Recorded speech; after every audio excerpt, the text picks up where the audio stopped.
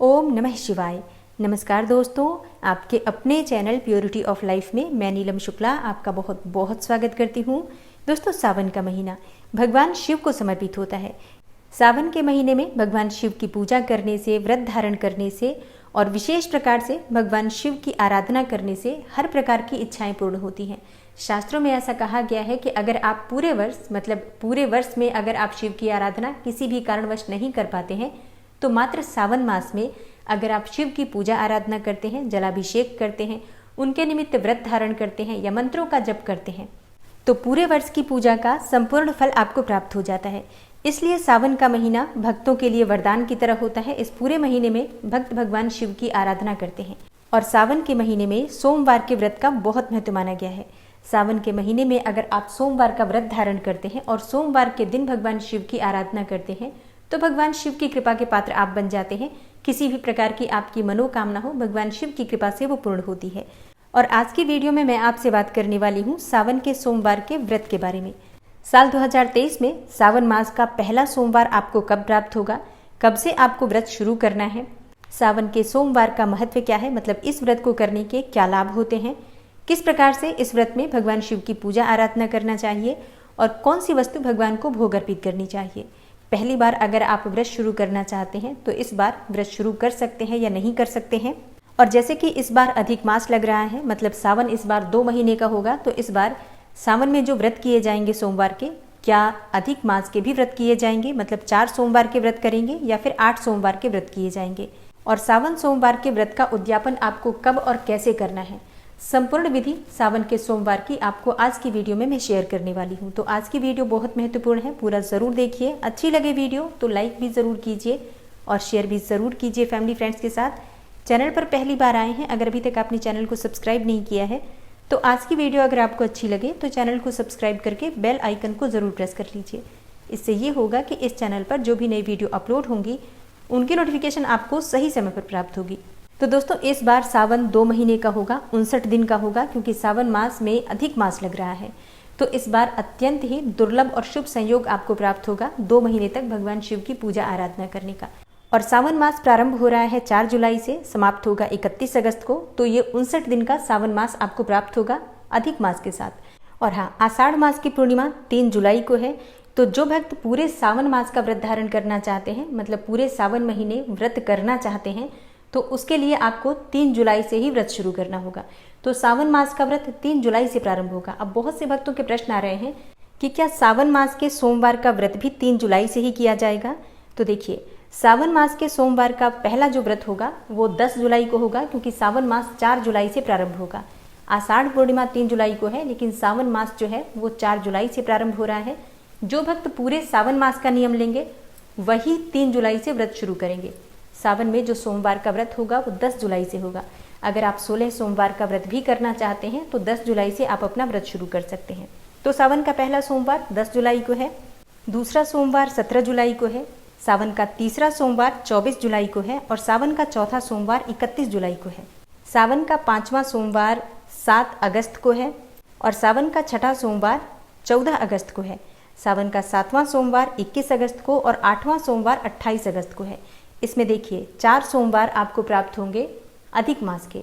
और अधिक मास प्रारंभ हो रहा है 18 जुलाई को और अधिक मास समाप्त होगा 16 अगस्त को। तो 18 जुलाई से 16 अगस्त तक के बीच में जो 4 सोमवार आएंगे वो अधिक मास के होंगे। और इसके पहले जो 2 सोमवार हैं 10 जुलाई को और 17 जुलाई को, ये सावन मास के सोमवार हैं। फिर 21 अगस्त को और 28 अगस्त को जो सोमवार होंगे ये सावन मास के होंगे। तो अब देखिए, इस बार सावन मास में 8 सोमवार आपको प्राप्त हो रहे हैं व्रत करने के लिए। आप चाहें तो ये 8 सोमवार के व्रत कर सकते हैं, लेकिन अगर आप 8 सोमवार के व्रत नहीं करना चाहते हैं, सिर्फ सावन के सोमवार के व्रत करना चाहते हैं, तो 2 सोमवार पहले जो 10 जुलाई और 17 जुलाई को पड़ रहे हैं ये सोमवार कर लीजिए। और इसके बाद 21 अगस्त और 28 अगस्त वाले जो 2 सोमवार हैं उन्हें कर लीजिए।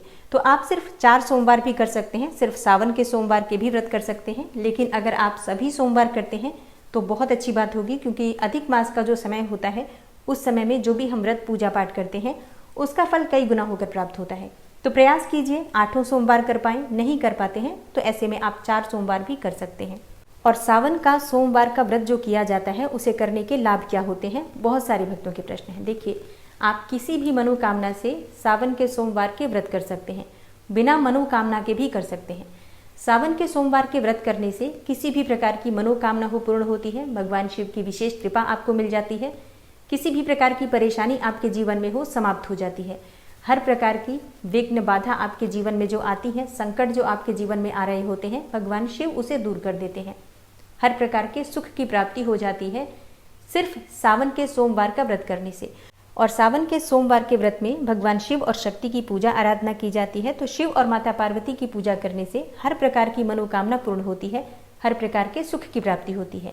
दाम्पत्य जीवन सुखमय बनाना चाहते हैं, सुख समृद्धि की कामना है, संतान की कामना है, मन चाहे जीवन साथी की कामना है, या भगवान शिव की कृपा पाना चाहते हैं, पूरी तरह से आपकी अपनी इच्छा पर निर्भर करता है। आप चाहे तो मनोकामना के निमित्त ये व्रत धारण कर सकते हैं, या फिर निष्काम भाव से भी सिर्फ भगवान शिव की कृपा पाने के लिए सोमवार के व्रत आप कर सकते हैं। तो इस व्रत को करने के शास्त्रों में बहुत अधिक लाभ बताए गए हैं। अब बात करें कि व्रत किस प्रकार से करना चाहिए, तो देखिए, सावन के पहले सोमवार को जब आप व्रत शुरू करेंगे तो संकल्प लीजिए, सुबह जल्दी उठ जाइए, स्नान कर लीजिए, साफ स्वच्छ वस्त्र धारण कर लीजिए। इसके बाद भगवान सूर्यदेव को जल देकर अपने घर के मंदिर में शुद्धि की का दीपक जलाकर व्रत का संकल्प ले लीजिए। इसके बाद विधि विधान से भगवान शिव की, माता पार्वती की पूजा कर लीजिए। और दिन भर आपको व्रत रहना होता है। अब जैसे कि व्रत में हमें क्या खाना चाहिए, देखिए, व्रत में आप फलाहार कर सकते हैं। मतलब सावन का सोमवार का जो व्रत होता है, निर्जल रहने की आवश्यकता नहीं होती है। वैसे बहुत से भक्त हैं जो कि निर्जल भी रहते हैं, लेकिन आप फलाहार के द्वारा मतलब फल इत्यादि लेकर भी व्रत कर सकते हैं। और फिर शाम के समय प्रदोष काल में भगवान शिव की पूजा आराधना की जाती है। देखिए, सावन के सोमवार में दोनों समय सुबह और शाम भगवान शिव की पूजा आराधना की जाती है। शाम को प्रदोष काल की पूजा अत्यंत आवश्यक होती है सावन के सोमवार के व्रत में। तो शाम को भी आप भगवान शिव की पूजा आराधना करने के लिए स्नान कर लीजिए, साफ स्वच्छ वस्त्र धारण करके। और घर के आसपास कोई मंदिर है तो मंदिर जा सकते हैं, नहीं तो घर में भी पूजा कर सकते हैं। अब पूजा की सामग्री क्या होती है आप सभी जानते हैं। भांग, धतूरा, बिल्वपत्र, अक्षत, पुष्प और अबीर, गुलाल, भस्म, चंदन और पंचामृत और जल, गंगा जल मिश्रित जल। इस प्रकार से ये सभी सामग्री आप लेकर भगवान शिव के मंदिर में जाकर विधि विधान से पूजा कर लीजिए। घर में कर रहे हैं तो घर में भी कर सकते हैं। और सोमवार के व्रत में भोग क्या अर्पित करना चाहिए भगवान को, देखिए, आप फलों का भोग लगा सकते हैं, चाहे तो सफ़ेद मिठाई का भोग लगा सकते हैं, खीर बनाकर खीर का भोग लगा सकते हैं, मखाने की खीर या फिर चावल और दूध की खीर, साबूदाने की खीर, जो भी आप बना पाते हैं। इसके अलावा आटे की पंजीरी या फिर चूरमा बनाकर भी भगवान को भोग लगा सकते हैं। तो ये पूरी तरह से आपकी अपनी इच्छा पर निर्भर करता है। आप अपनी इच्छा के अनुसार, सामर्थ्य के अनुसार भगवान को भोग अर्पित कर सकते हैं।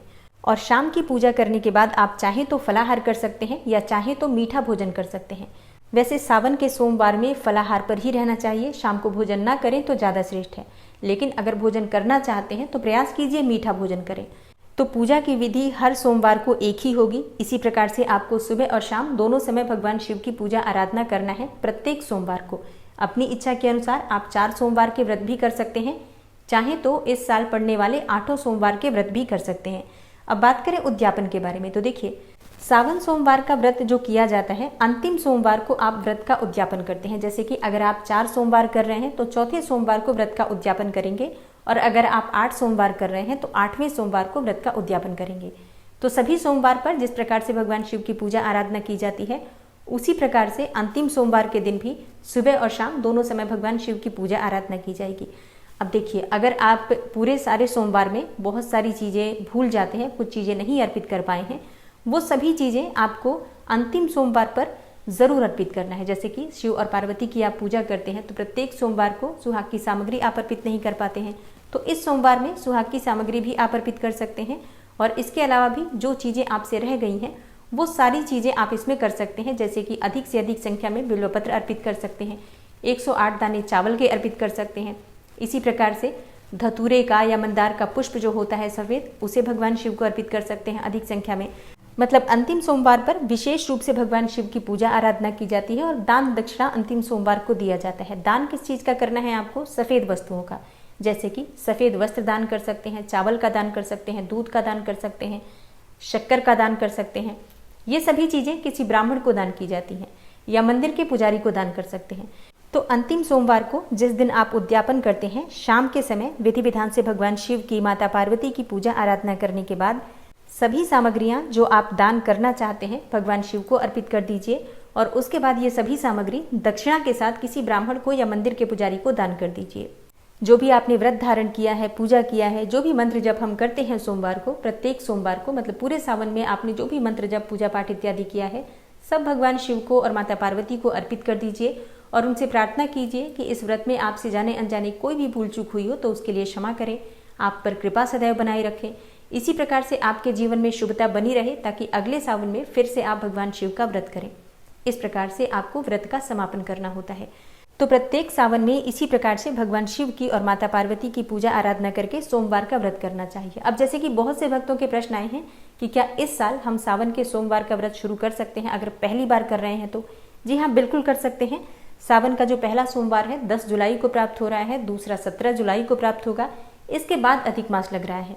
तो इससे पहले आप जो भी सोमवार के या 16 सोमवार के व्रत शुरू करना चाहते हैं बिल्कुल कर सकते हैं। मंगला गौरी के व्रत भी कर सकते हैं। अच्छा, मंगला गौरी व्रत किस प्रकार से करना चाहिए, विधि क्या होती है, आने वाली वीडियो में आपको इसकी जानकारी भी मिलने वाली है। तो चैनल से जुड़े रहिए। मिलती हूँ मैं आपसे अगली वीडियो में, तब तक के लिए नमस्कार।